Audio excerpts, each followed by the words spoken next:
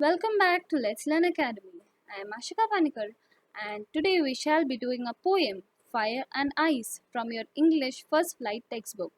The poem is written by Robert Frost.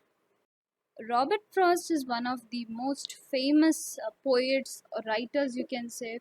उनकी जो poems होती है वो नेचुरल थिंग्स को, नेचर की चीज़ों को ह्यूमन इमोशंस से कनेक्ट करते हुए होते हैं। उनकी एक बहुत फेमस कोट भी है, the best way out is always through. यानी कि अगर आपको किसी प्रॉब्लम से बाहर निकलना हो तो उसका सबसे बेस्ट तरीका यही होता है कि आप वो प्रॉब्लम से होके गुजरो, तो ही आपको उसका कुछ सोल्यूशन मिलेगा। So let's begin the poem. इस पोएम में दो मेन वर्ड्स हैं, फायर एंड आइस।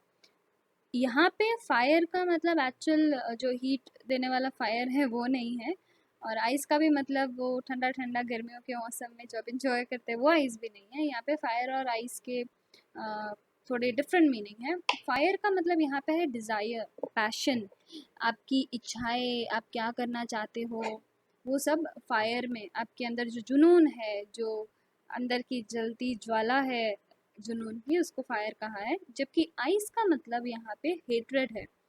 आइस को हेट्रेड इसलिए कहा जाता है बिकॉज एक क्या कहते हैं, एक फ्रेज है वैसे, the a person is as cold as ice. जब हम किसी को कहते हैं कि a person is as cold as ice, उसका मतलब ये होता है कि वो बहुत हेट्रेड बड़ा भरा इंसान है, बहुत नफरत करने वाला इंसान है, पत्थर दिल वाला है। So ice is use for that and fire is use for passion और Dzire.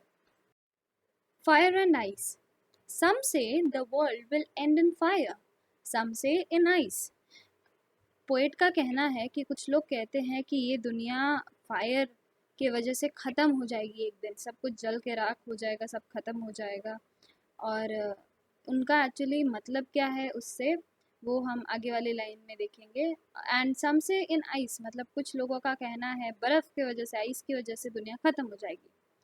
From what I have tested of desire I hold with those who favour fire.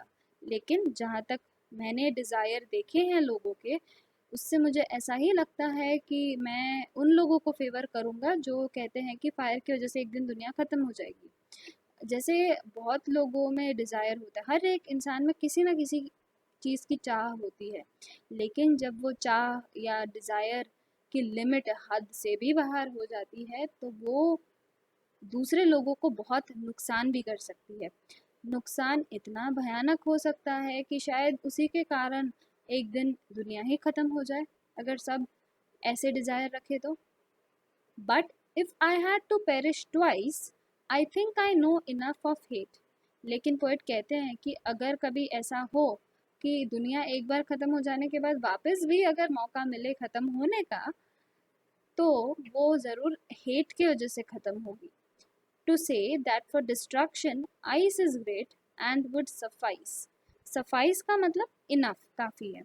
तो पोएट कहते हैं, रॉबर्ट फ्रॉस्ट कहते हैं कि अगर दुनिया दूसरी बार ख़त्म हो रही है तो वो ऑब्वियसली नफ़रत की वजह से ख़त्म होगी, क्योंकि ये जो नफ़रत यानी जिसे हम आइस कहते हैं, हेटरेड कहते हैं, वो लोगों में अगर इतनी भर जाए तो वो ही काफ़ी है ये दुनिया को ख़त्म करने के लिए।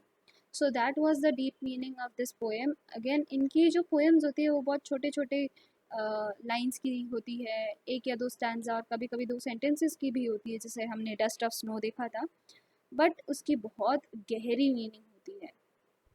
So that is a speciality of a poet कि कम से कम कहो लेकिन बहुत कुछ कह जाओ।